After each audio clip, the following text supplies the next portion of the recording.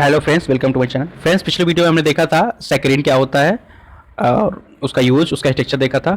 अब इस वीडियो में देखेंगे हम कि बीएससी क्या होता है। बीएससी जिसका फुल फॉर्म बेंजीन या बेंजीन हेक्साक्लोराइड, बीएससी का फुल फॉर्म बेंजीन हेक्साक्लोराइड। इसका स्ट्रक्चर देख सकते हैं। पहले तो उसका मॉलिक्यूलर फार्मूला जैसे क्लियर हो रहा है कि इसमें 6 कार्बन होते हैं, 6 हाइड्रोजन होते हैं और 6 क्लोरीन होते हैं। इसको सिंपल मैनर में इसका स्ट्रक्चर ये होता है। ऐसे इसको अगर बनाएं सिंपल मैनर में तो उसको ऐसे बना सकते हैं, ये ऐसे करके, यहाँ ऐसे करके, ये ऐसे, ये और यहाँ हमने Cl कर दिया, H Cl H Cl H और Cl H Cl H Cl H। ये क्या होता है, किसका स्ट्रक्चर है? बीएससी का, बेंजीन हेक्साक्लोराइड। बेंजीन हेक्साक्लोराइड का स्ट्रक्चर ऐसे होता है, सिंपल होता है, बना सकते हैं। और चाम स्ट्रक्चर और प्रॉपर्टी भी आ सकता है, लेकिन यूज मेनली आता है। तो इसकी प्रॉपर्टी क्या होती है बेंजीन हेक्साक्लोराइड की? व्हाइट क्रिस्टलाइन पाउडर होता है, पहली प्रॉपर्टी। दूसरा, इनसोल्यूबल इन वाटर, वाटर में इनसोल्यूबल होता है, but soluble in organic solvent जैसे एथेन और बेंजीन, क्लोरोफॉर्म, एल्कोहल। मतलब ये व्हाइट क्रिस्टलाइन पाउडर होता है, वाटर में इनसोल्यूबल होता है, ऑर्गेनिक सॉल्वेंट में सोल्यूबल होता है। यूज की बात करें तो it is use as pesticide, pesticide की तरह हम इसको यूज कर सकते हैं।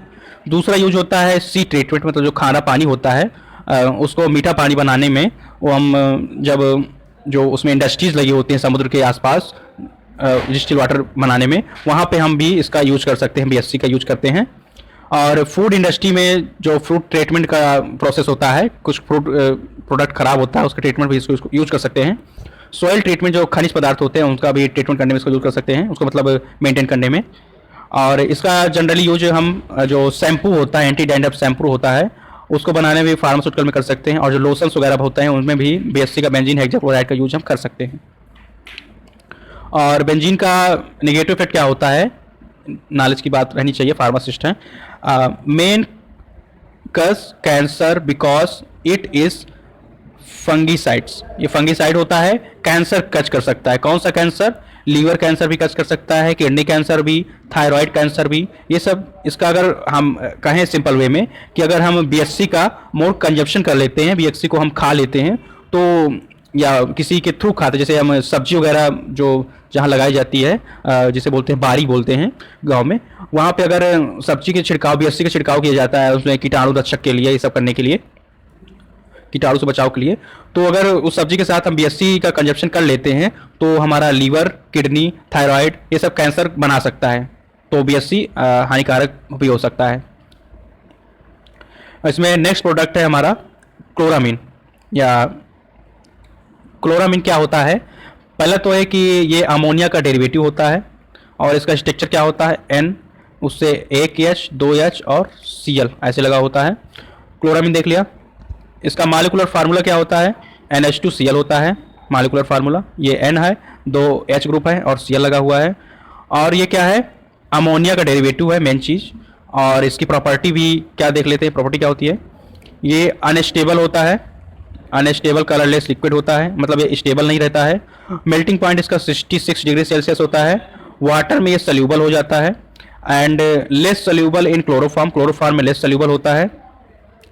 और कार्बन टेट्राक्लोराइड में भी लेस सोल्यूबल होता है, मतलब ये वाटर सोल्यूबल होता है और ऑर्गेनिक सॉल्वेंट में लेस सोल्यूबल होता है या स्लाइटली सोल्यूबल होता है।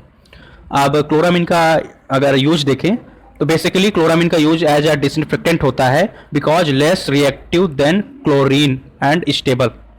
इसका क्लोरामीन का मेन यूज होता है डिसइंफेक्टेंट की तरह यूज होता है, जैसे निर्मा साबुन वगैरह में बनाने में हम इसका यूज कर सकते हैं क्लोरामीन का।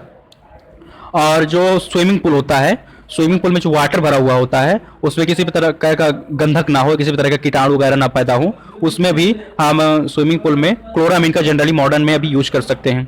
तो स्विमिंग पूल में भी लार्ज अमाउंट में हम इसका यूज कर सकते हैं। अगर हम स्विमिंग पूल में या किसी और भी माध्यम से हम इसका क्लोरामीन का कंजप्शन कर लेते हैं, इसका तो मोर कंजप्शन से क्या हो सकता है, ये हमें अस्थमा या अदर तरह का रेस्पिरेटरी प्रॉब्लम दे सकता है, सांस वाली समस्या हमको अगर क्लोरामीन का कंजप्शन कर लेते हैं स्विमिंग पूल से के तहत, स्विमिंग पूल के जरिए या और किसी के डायरेक्ट हम लेते हैं तो हमको रेस्पिरेटरी प्रॉब्लम कज हो सकती है। तो ये हमारा हो गया क्लोरामीन। हमने देख लिया सभी प्रोडक्ट और यहीं से हमारी यूनिट नंबर 1 होती है ख़त्म। यूनिट नंबर फर्स्ट खत्म। अब नेक्स्ट वीडियो से हम स्टार्ट करेंगे यूनिट नंबर सेकेंड।